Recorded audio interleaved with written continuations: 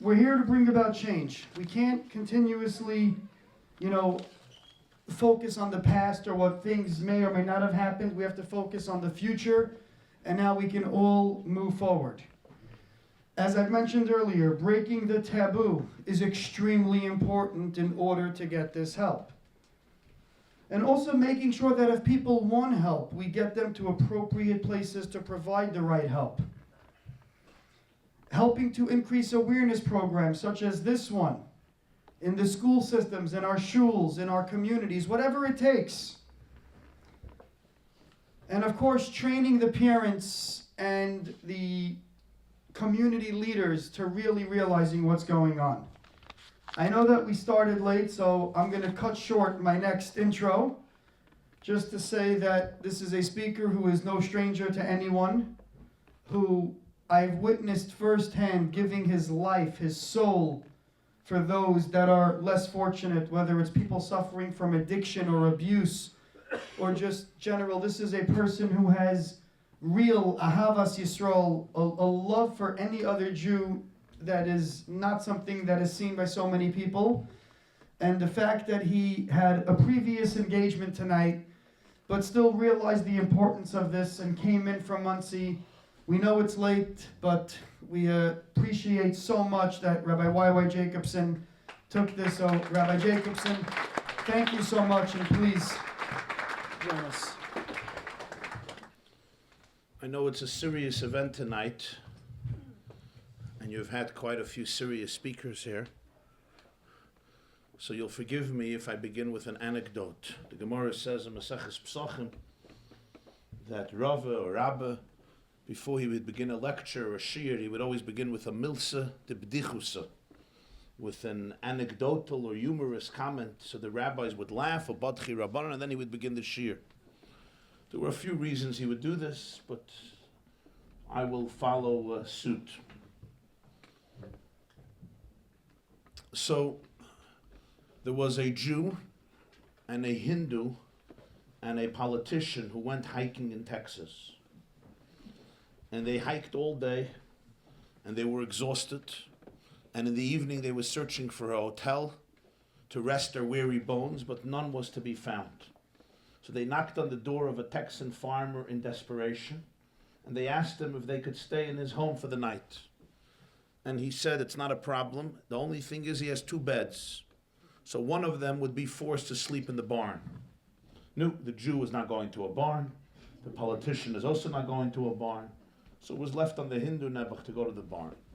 The Hindu goes to the barn, and 10 minutes later he knocks on the bedroom door. The Jew and the politician open the door, and the Hindu is standing there. They say, what's the problem? He says, there's no way I could sleep in the barn. Why not? He says, there's a cow in the barn. How do you expect a Hindu to sleep with a holy cow in the barn? It's not happening. No, the Jew says, I guess I'll sleep in the barn. The Jew goes to the barn, the Hindu gets into bed. 10 minutes later, the Jew knocks on the door. What now? The Jew says, there's no way I am sleeping in the barn. He said, why not? The Jew says, there's a pig in the barn. How do you expect a Yid, a Jew, to sleep with a Chazer in the same room? It's a pasner. It's inappropriate. Okay, the politician says, I guess I'll have to go to the barn. So the Jew and the Hindu go to bed, and the politician goes to the barn. And 10 minutes later, there's a knock on the door. The Jew and the Hindu open the door, and they see the pig and the cow. Why? I share with you this... Okay, the men are just getting it, so we'll give them a minute.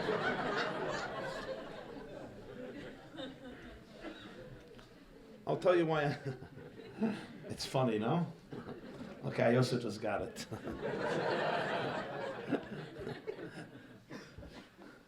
Sometimes it takes me some time.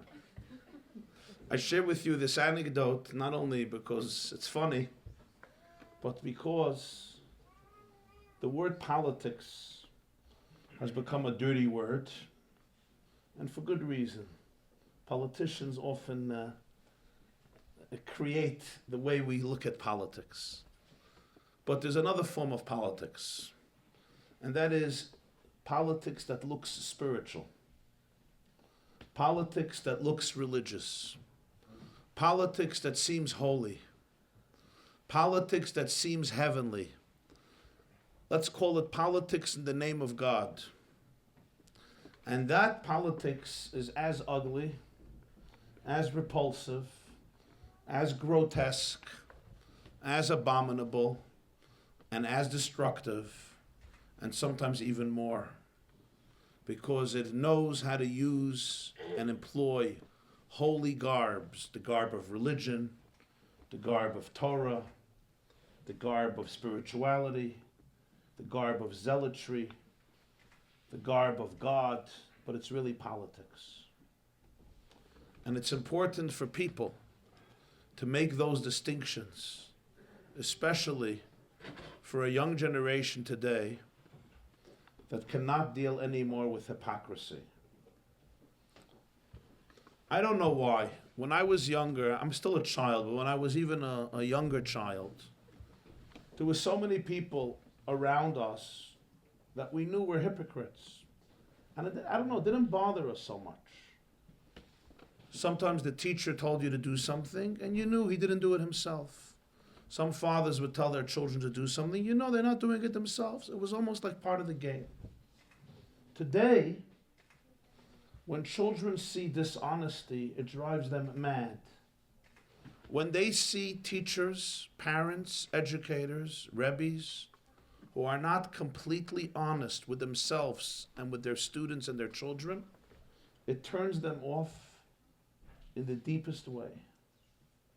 Generally, when they see people who are not working on themselves, people whose religion and spirituality becomes a mask for their own insecurity, their own fear, their own shame, they use religion to run away from their identity.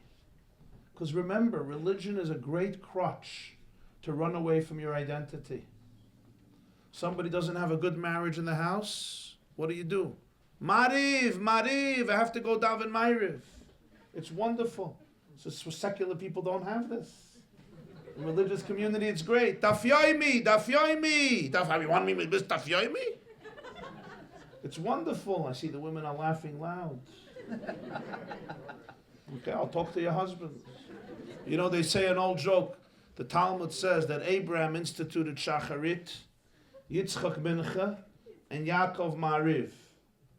But Ma'ariv is really the first prayer because we start with the night. So it should have been Yaakov Mincha. Why did Yaakov institute Ma'ariv, the night prayer, the evening prayer? So the answer is simple. Avram had 2 children. Yitzchak had 2 children. Yaakov had 12. When he came home from work in the evening, his wife Leah saw him. Said, Yaakov, Reuven hasn't seen his father in 3 weeks. Shimon hasn't had a bath in a month. Levi needs some tender love and care. Yehuda's a terrorist. Yisachar has become introverted. Zvulun, I don't even know where he is. Don seems desperate. He's looking for things. Naphtali is running all over the place.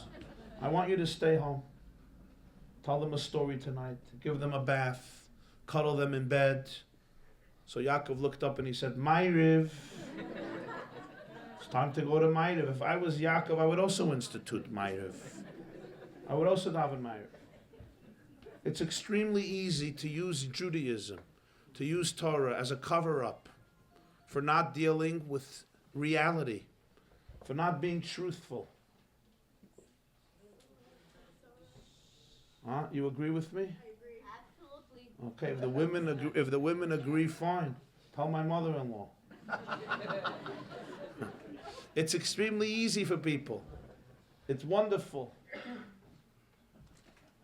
I once asked somebody a question. I said the following question. I want to ask you something. If you had to make a choice between God and truth, which one would you choose? And the person looked at me with such suspicion and anger and said, what type of heretical question? I said, answer the question. Would you choose God or truth? And he said, of course I would choose God.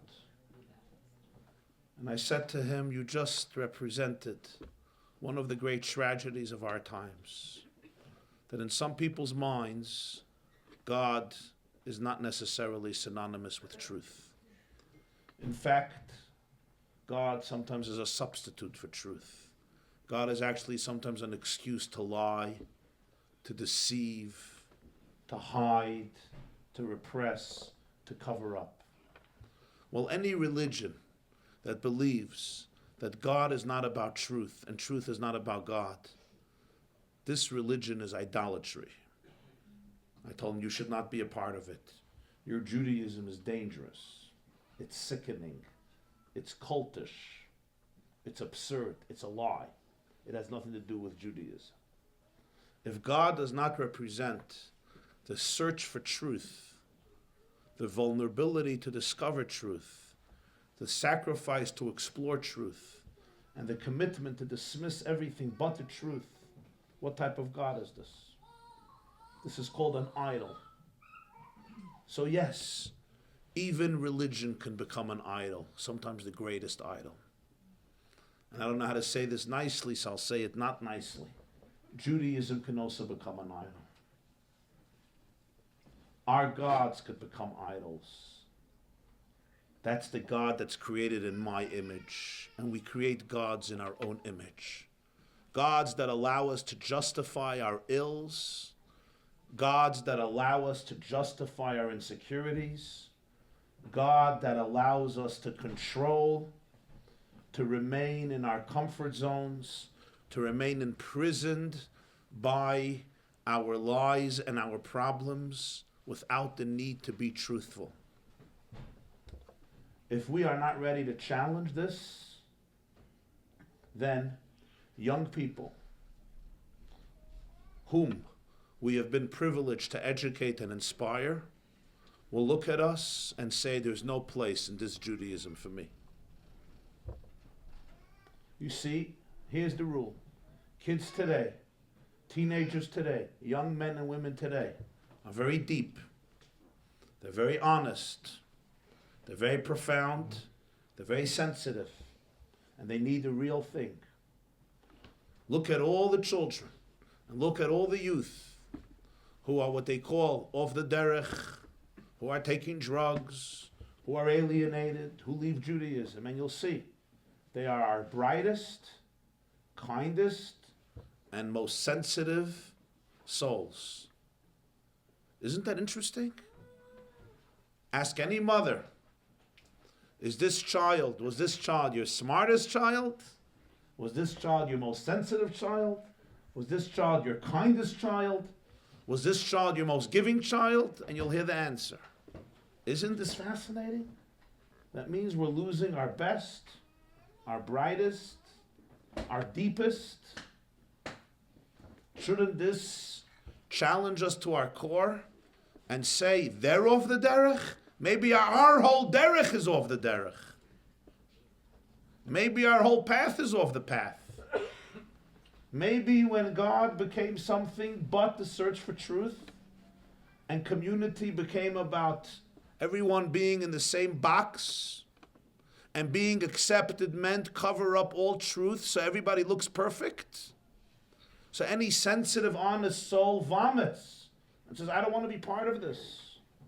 I'm not going to be part of a lie. I'm not going to be part of a dysfunction. And never mind when sexual abuse is covered up for decades and decades and decades, and the victims become the perpetrators, and the perpetrators become the victims. And when rabbis and teachers and educators and principals and community leaders, those whose mission statement was to stand up for truth and to stand up for the suffering and to stand up for people who were hurt, and instead those people are bullied and perpetrators are protected, how can any sensitive or smart soul want to be part of this? So we are now facing a time where we have to reevaluate everything. And we have to open up a genuine conversation. What Judaism is, what God is, what truth is, what Torah is. And we have to be able to learn about souls. You know,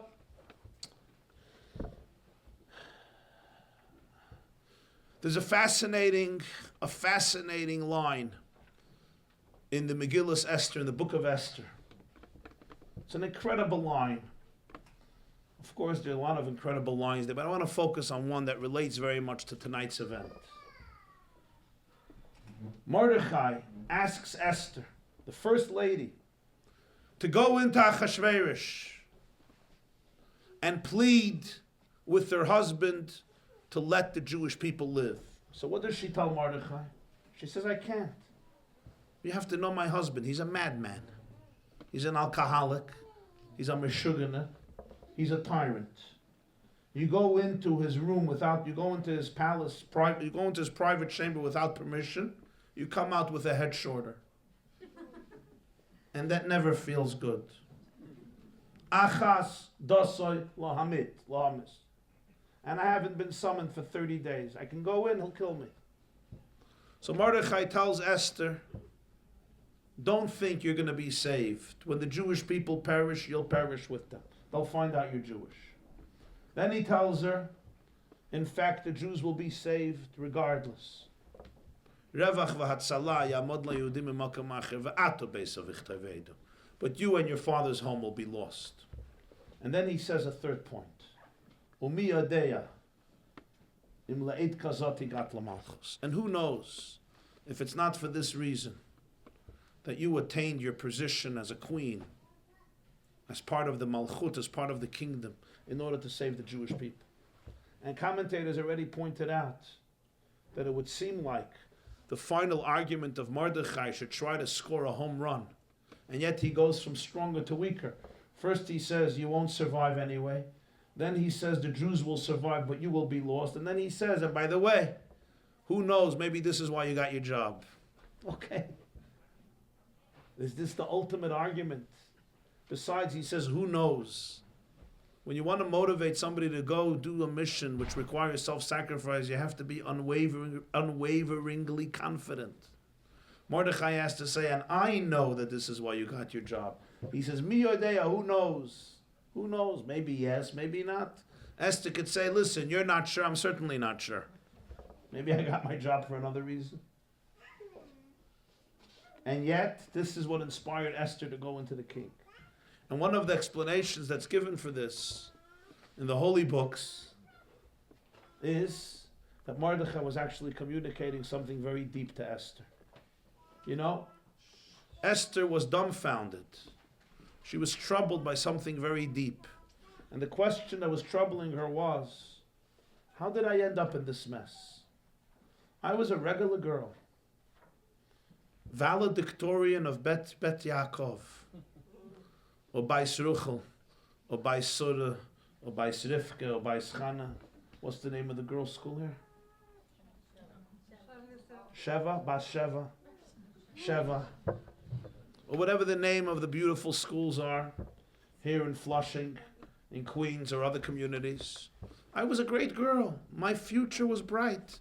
I was supposed to get married, build a beautiful Jewish family, bake challah for Shabbos,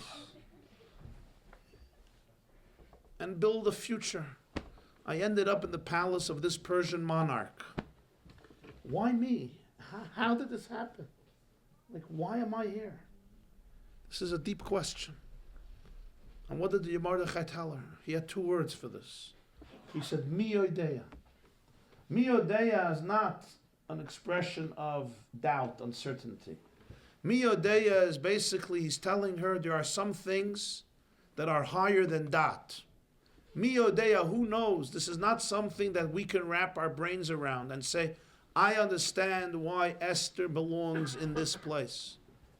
You know, you look at your lives. There are some things in your life that you can explain how you ended up there.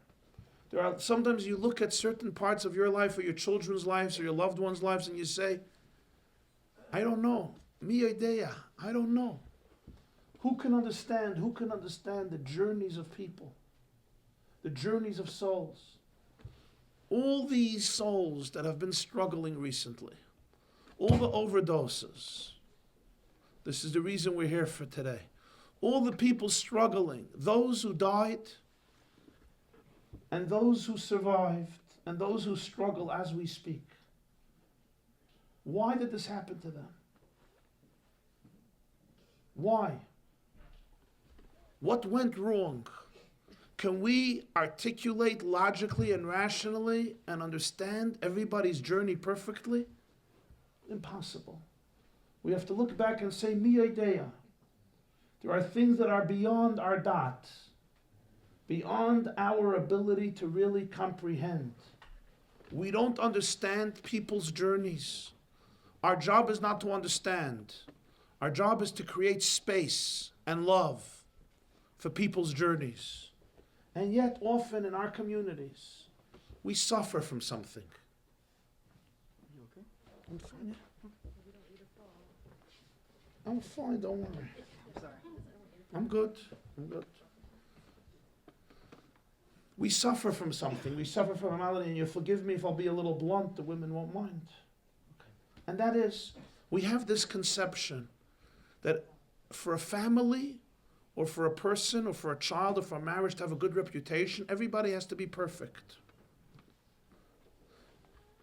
The only people I know who are not perfect in the Orthodox community are the people I don't know.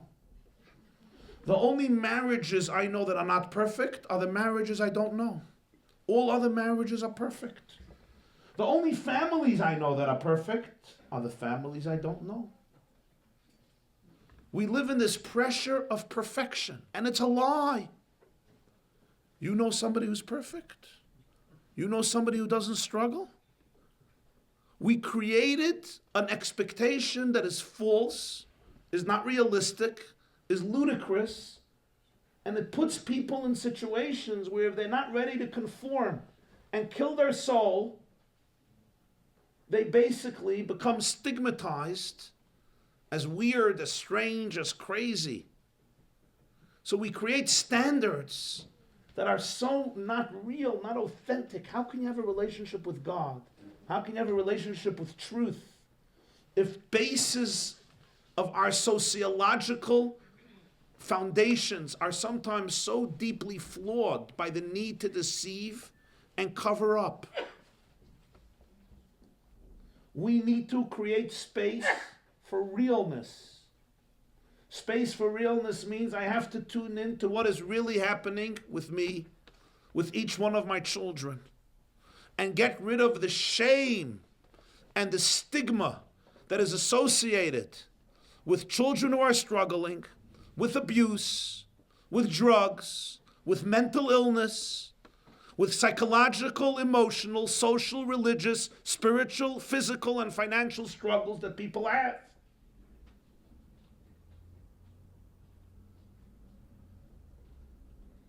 Every soul is on a different journey. No two souls are on the same journey. And we have to be able to respect different journeys. We have to be able to honor different journeys.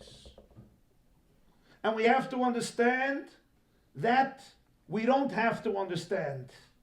Mi idea. I have to be able to respect my journey. And I have to be able to respect my child's journey. And I have to be able to respect my student's journey. And sometimes it's very mysterious. And it's very complicated. Don't minimize it. Don't rationalize it. Don't justify it. Don't reduce it. Don't make it small. See it for what it is and realize that God sends souls on different journeys. And some of those journeys are very mysterious. Look at Esther's life. It seemed like an unspeakable tragedy where she ended up. A fine Yiddish maidel, a beautiful Jewish girl. Where did she end up? In the abyss. But you know what? We're all here because of her. So I want to tell you, all these souls that we seem to look at these souls and we say, Nebuch, they ended up in the abyss. Instead of using the word Nebuch, compassion is important. But realize that our greatest duty is to empower them, to believe in them. And if you'll empower them and believe in them, you will see that the Jewish people will be saved from them. The greatest light will come from these souls, because they will open us up to truth. They will open us up to God. They're already opening us up to a more honest conversation.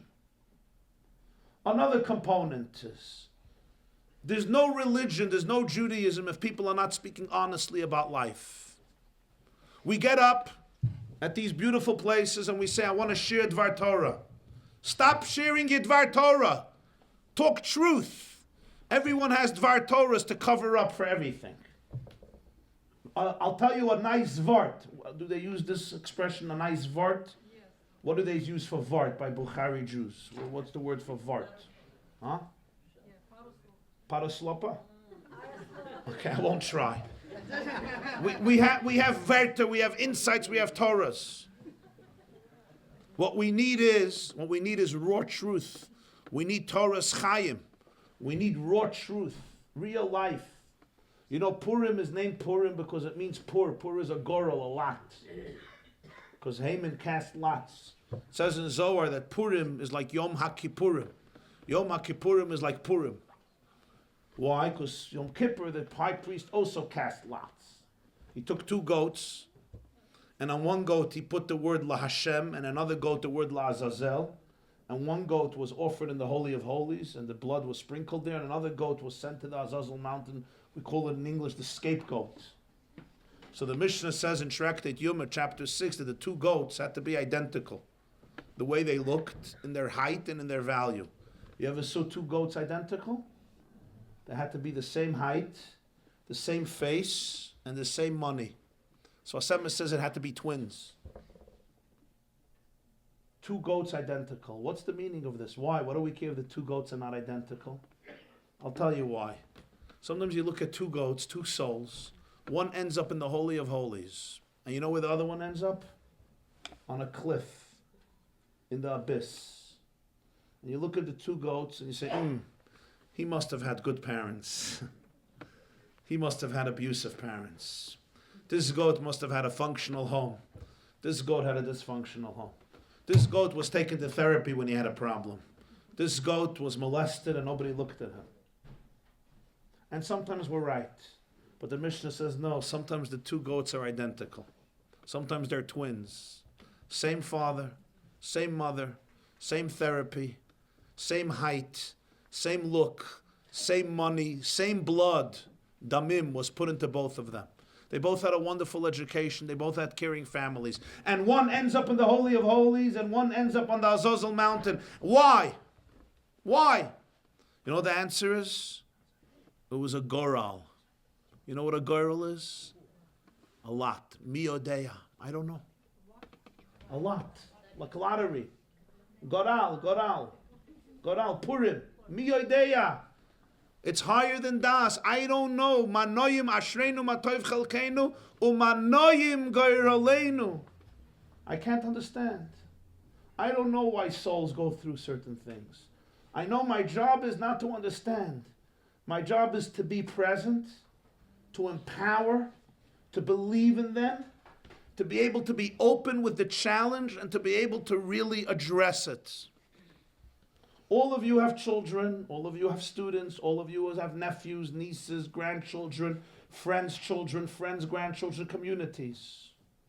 As parents, as educators, as rabbis, as teachers, as mechanchim, as mechanchos, as people, as laymen, as businessmen, whatever, or women, whatever field you're in, whether it's connected to you personally or not. The era has come to stop stigmatizing people who have challenges. Good people have challenges. And let me tell you a secret. Deeper people have greater challenges. More sensitive souls have much deeper challenges. Not because they're not good, because they're so good. Depth creates challenge. Yosef Das, Yosef Machov. King Solomon was a wise man. He said the more perceptiveness, the more agony. It's just how it is. Ignorance is bliss, is not a cliche. People who have big souls feel more. They have more pain. I once heard from Dr. Twersky. He said, I asked him, what did you learn from 60 years dealing with addiction? You know what he said? That addicts are the most sensitive among us. He says everyone has pain, but they are too sensitive and they couldn't brush off their pain and move on because they're too deep and they're too sensitive. And they needed much more in order to dull their pain, and hence they fell prey to addiction. So when I look at an addict, I can say, look what a destructive life he or she is living. And I'm right. But there's something so much truer.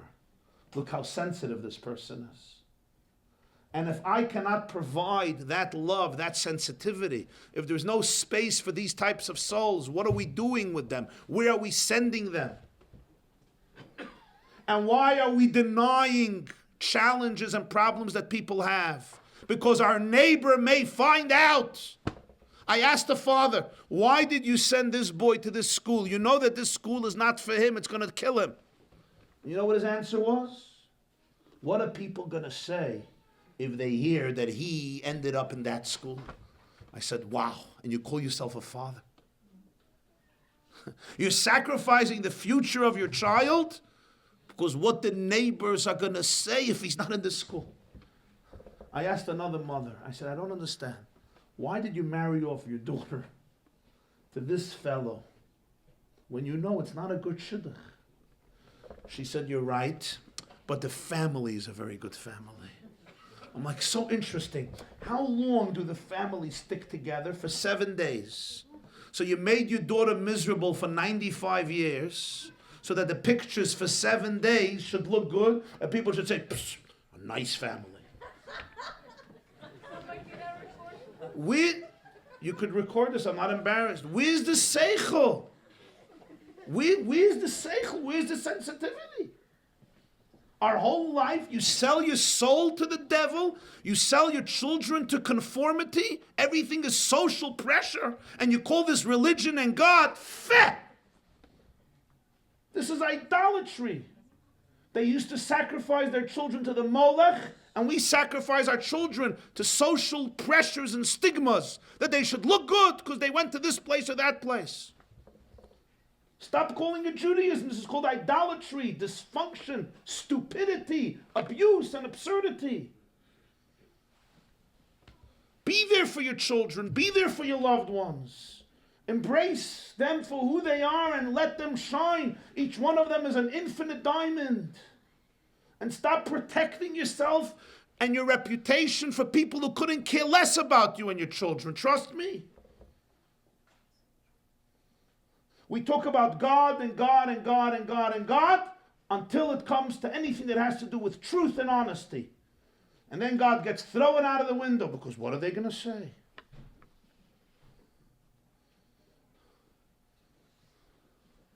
What is another approach? I don't understand Bukharish. What should I tell you? I said in English. Oh. I said, what is another approach if not God? What is another way to talk to people? I don't care if you talk about God. Just don't create a God that is an idol. It's wonderful to talk about God, but the definition of God is not something that's created in my image, but truth. And if I have a child, I have a nephew, I have a niece, I have a student struggling with something, to hide it and put it under the rug. You know, Jews in America used to have Hollywood kitchens and wall-to-wall carpets, you remember?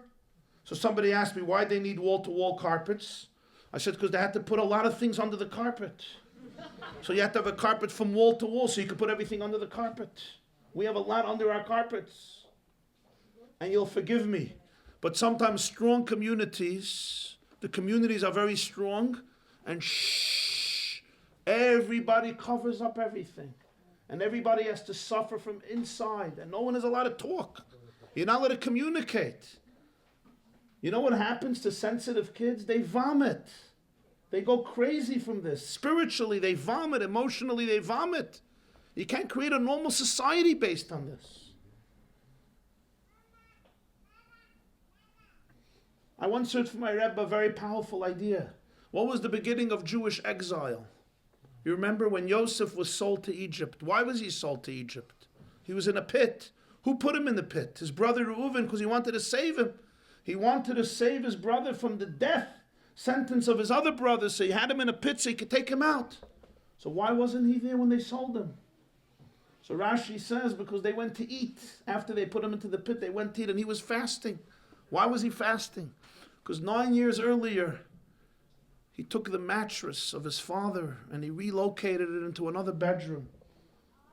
And it was mixing into the intimacy of his father. So he was fasting for 9 years. So he wasn't there when they were eating. So he wasn't there when his brother was sold. So when they sold Joseph to the Egyptians, Reuben wasn't there. He was somewhere fasting and meditating and praying and crying and singing. And when he came back, Joseph wasn't there. He tore his garments. He said, "Hayela deinenu va'ona ani ba." The child is not here. What am I going to do now? Let's understand what caused Joseph to be sold into exile. Not bad people doing bad things. You know what caused Joseph to be sold into exile? A brother who was fasting in order to perfect his character, in order to do tshuva, in order to do repentance, and therefore he wasn't present. In other words, the beginning of exile is not bad people doing bad things. The beginning of exile is when holy and spiritual people are busy fasting, praying, and perfecting themselves. When there's a Jewish child languishing in a pit.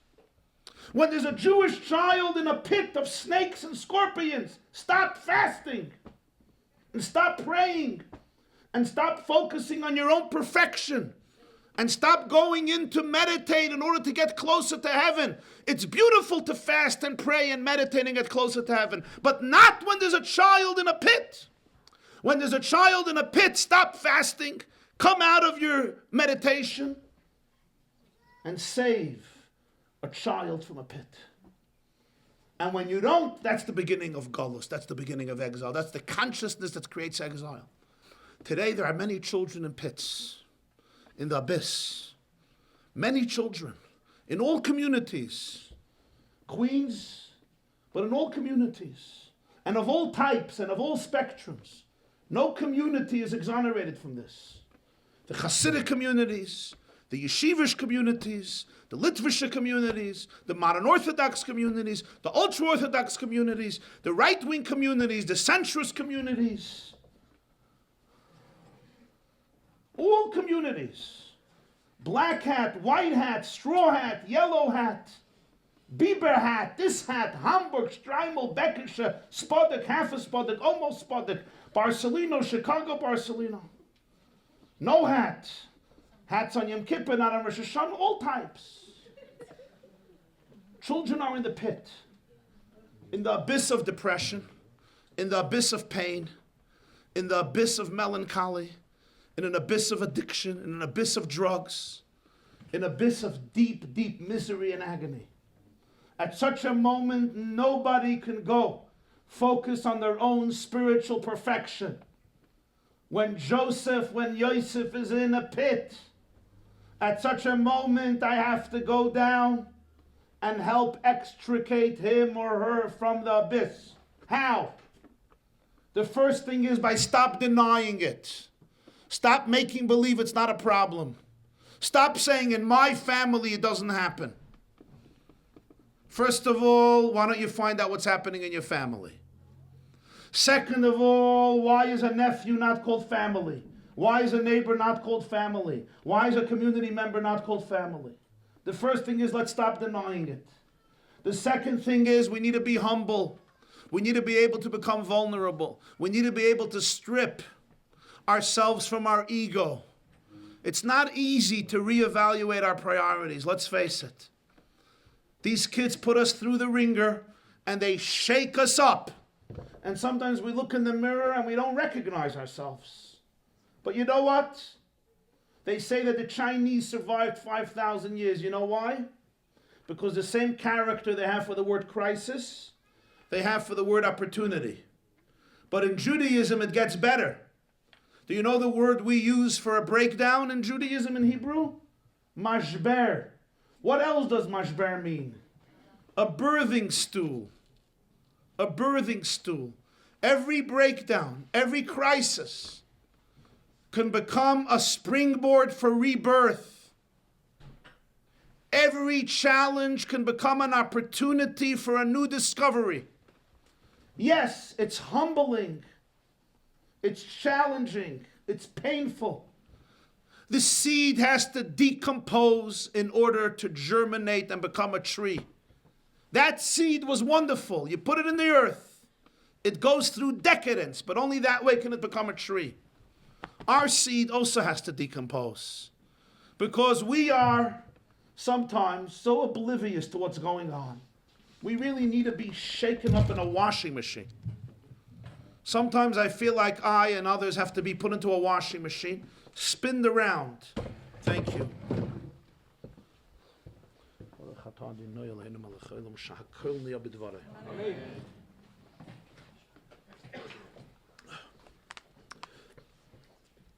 In order to really confront our situation. So denial, gotta go.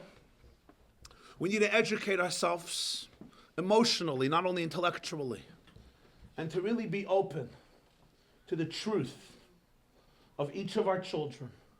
And sometimes it's not as rosy as we would like it to be. But here's the truth. My child was not created to give me nachas.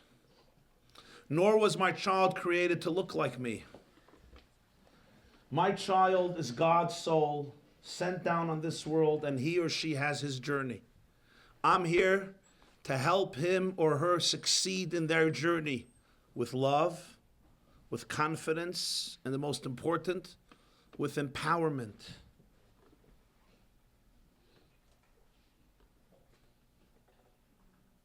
They say there was a Chinese lady who would go every day with two buckets to the river, fill them up and bring them home.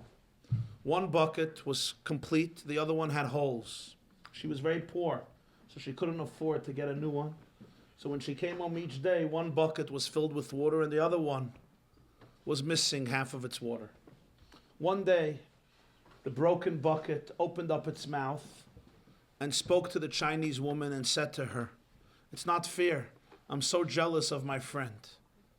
The other bucket comes home filled with water, and I come home every day missing so much water." And the Chinese woman tells the broken bucket, "Tomorrow when we come back home, look at your path." And when the bucket looks out, it sees plants, flowers, lilies, roses planted along its path from the river to the home. It says, "What's this?" And the Chinese woman says, "When I obtained you, I knew about your defects. I knew about your blemishes. So I planted all of these flowers on your path. So each day, as we're going back home and your water trickles out of your bucket, you get to water all of these flowers and all of these plants, which gives our home so much fragrance and delight." Very often, we look at different people. Some buckets seem complete, and some buckets are filled with holes. Sometimes we look at our own buckets and they're filled with holes. And we ask ourselves, couldn't we have been wholesome? Why do we have all these defects and blemishes? But you know, when God created you, he knew exactly the holes in your bucket.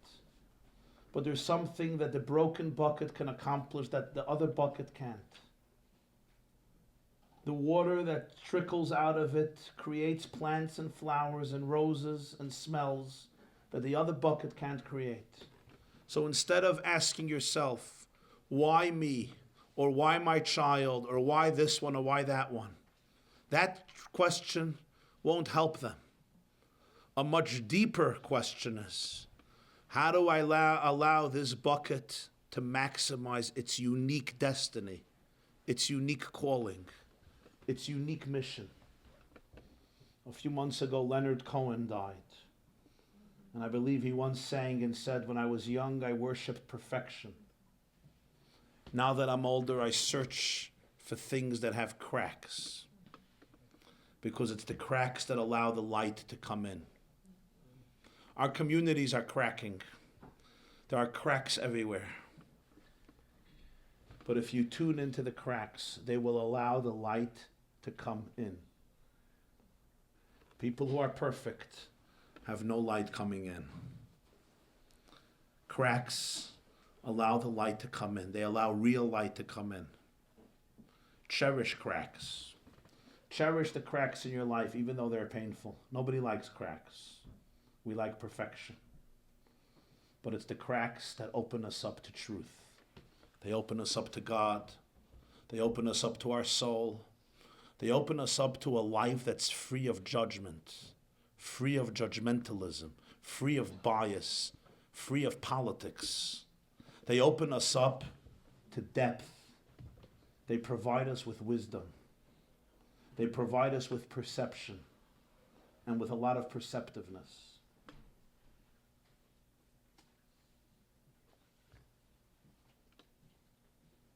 So Mordechai tells Esther, Mi idea. I don't know. Some things I don't know. I don't understand. I really don't understand. But the most important thing is, I don't have to understand. I have to believe in you. And I have to believe in myself. We have to believe in each one of these souls, and we have to believe in ourselves.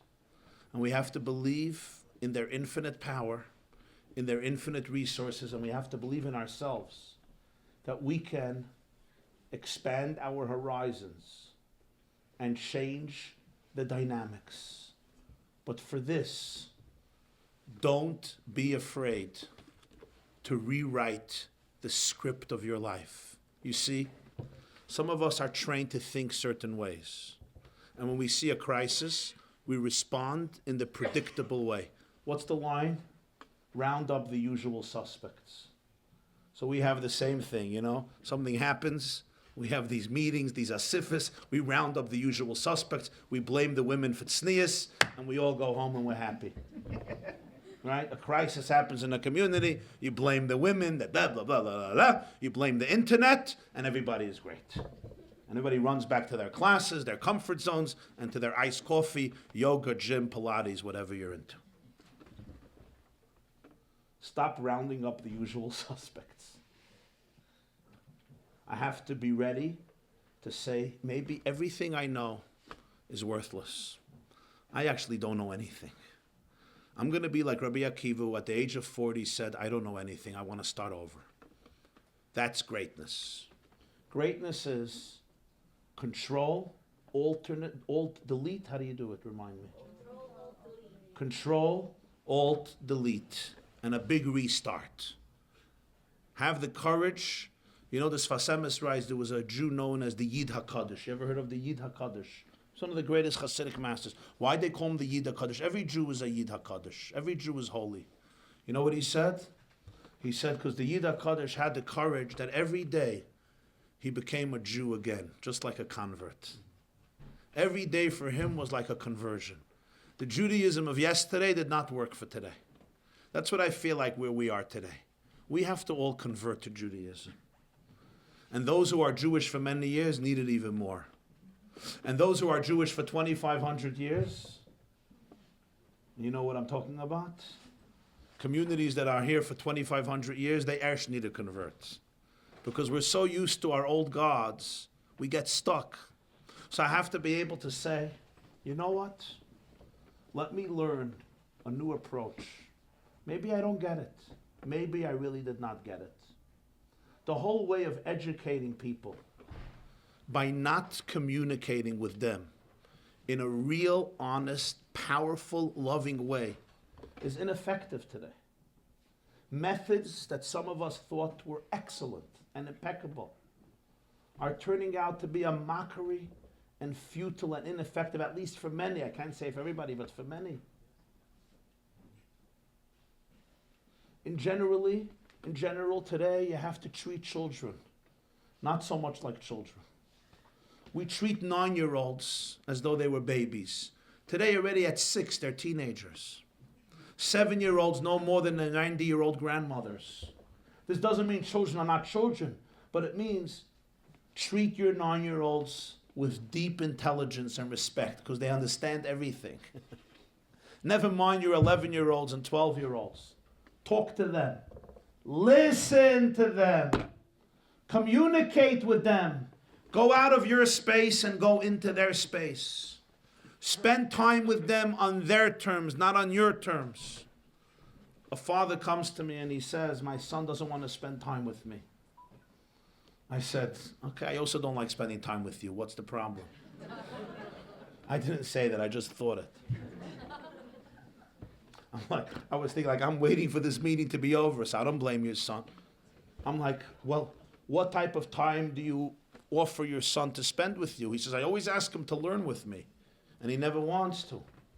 I said, oh yeah, a lot of kids don't like learning with their father. He says, that's a problem. I said, okay, but what does your child love? He says, I don't know, he loves sports. I say, for example, does he love horseback riding? He says, oh, he's crazy about horseback riding. I said, why don't you go horseback riding with your son once a week? He says, that's not education. I want to learn with him. I said, one day, but first bond with him. Become close. Your child needs a father. Go horseback riding with him once a week. He says, that's bittul Torah. It's wasting time of Torah. I said, listen, that's my advice to you. Start going horseback riding with him once a week for a good few hours, and you'll build a trust language. So he tells me, I cannot take responsibility for such a sin, to waste time of Torah and go horseback riding. I said, I have an idea. When you die and come to heaven, and they'll want to punish you for going horseback riding with your son, say it was Rabbi Y. Jacobson's advice. I said, I'll tell you why. I'm anyway going to hell. I know you're going to paradise. I'm going to hell anyway. So they'll add this. That I told you to go horseback riding with your son. It's not the end of the world. In fact, maybe that will be my paradise. Maybe that's what I'll get paradise for. That you spend some time with your son, you gave your son a little bit of fatherly love, fatherly trust. He says to me, you're serious? I should say this in heaven? I looked at him, I said, if I was your son, I also wouldn't want to spend time with you. You'll forgive me. Stop analyzing and stop dissecting. Go spend time with your child. You created a certain model of what a relationship looks like completely on your terms. You know nothing about your son. You know nothing about his life. You know nothing about his interest. You know nothing about his heart. You don't have a child. You have an imaginary child that you created in your own image. That's not your boy. Why don't you learn who your boy is? Because you don't want to learn who your boy is. Because it's not the boy you dreamt about. Well, guess what? Life is about reinventing yourself every day for what God wants. I want to share something with you and end with this. There was a boy who went to Vietnam to fight. He survived. He called up his father Thursday, and he says, Dad, I arrived in California from Vietnam, the army base. I can come home on Monday. Wow, son, amazing. Dad, one request. My best friend in my platoon, he stepped on a mine. He lost an arm. He lost 2 legs. He has no family. We're best friends. Can I bring him home with me? Take care of him. Father says, son, that would be a big mistake. We're going to be nice to him on the outside, but inside we're going to resent him. He's going to make our lives miserable. It's not going to be easy. It's going to be very difficult. He says, Dad, I promise you, you're going to love this boy. He is the sweetest, brightest, most charming kid in the world. You're going to love him. He says, son, I don't have a doubt that I'm going to love him. But internally, I'm going to hate him. Internally, I'm going to be miserable because he's living in my home. This is not my responsibility. It's the government's responsibility. They will put him in a home that can help him. They will pay for him. You can go visit him. But we don't want such a person in our home. It's really not going to work. Your mother and your father are going to despise it. I'm telling you the truth. He says, Daddy, thank you. Hung up the phone. So that Sunday, the father gets a call. It was the police. And the police said that there was a soldier who came back from Vietnam, and he took his life over the weekend. He jumped off a roof. They think he may be related to him. If he could come identify the body. So he came, and he identified the body. It was his son. And he saw that his son was missing the arm and the 2 legs. His son was not talking about his best friend. He was talking about himself. This is a story someone sent to me. I'm not here to judge anybody in the world, especially not a person who has his own challenges. And as the Mishnah says, never judge anybody until you don't reach their space. Until I don't wear somebody else's shoes, I don't judge them. And since I never wear anybody else's shoes, I barely fit into my own shoes, I don't judge anybody. But this story taught me a lesson, and I'll tell you what it is. Sometimes we're ready to accept the children that look like the children we hoped we're going to have. We're ready to accept our loved ones as long as they fit into the mold of what my student, my child, my grandchild, my daughter, my son, my teenager is going to look like. As long as you fit into that mold, I'm here for you. I love you. I'll do everything for you. I'll pay for your yeshiva. I'll pay for your college. I'll pay for your university. I'll marry you off. I'll pay for you to learn in kollel for 29 and a half years. As long as you look like the one that I need you to look like. So I could sit down and say, I have nachas from you. The moment my child looks different, the moment my child is on a different journey, suddenly the worst in us comes out. I have no space for you. Some parents will throw their children out of their homes. Some parents will keep their children in their homes, but they will resent them and they will have only a negative attitude towards them. But there comes a time in your life when I say to you, ask not what your child can do for you. Ask what you can do for your child. And ask not how everything fits into your picture or my picture. My question has to be, how do I transcend my comfort zones and say, I'm going to be here for you? I know it hurts, and I know it's painful, and I know it's not the journey I wanted, and I know it's not the journey that I expected. But let me tell you something, my dear friends. If you go on this journey, it's not only your child who will be saved. You will also be saved. It's not only your child who will find a new life.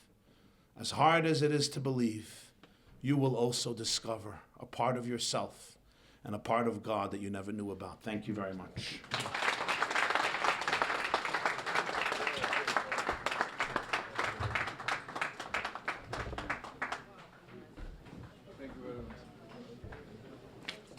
Okay, I'm not sure how I can continue. One second. And I apologize that we're a lot later than we thought. So if people want to stay here and talk to us, we'll do that. Also, there is a woman here that we were going to try to get her to speak. I can't, Mrs. Gardner. We don't have time. I'm sorry, but I'm going to see if people want to talk to you privately. I'll gladly set that up as well. So there is a woman here who has a lot of experience in dealing with addiction and has lost a child who's willing to speak to people and share some of her experiences. The Narcan training is going on upstairs for anyone who wants to go to get their own Narcan kit. And again, I'm just going to leave with one closing remark. We must follow the advice that we've heard so many times here tonight. And it is one message to go over and over again. We must remove the stigma, the shame, and the embarrassment from being that blockade, from letting us get our loved ones the help that they desperately need. We must live our lives for those around us who need us and not for ourselves to feel good about what we're doing. I truly hope that we don't need to have any of these types of events anymore. And I truly hope for the day that these issues will not happen and I don't have to be nervous at 3 o'clock in the morning when my phone rings that it's another carbon, another sacrifice that was taken from us at a young age.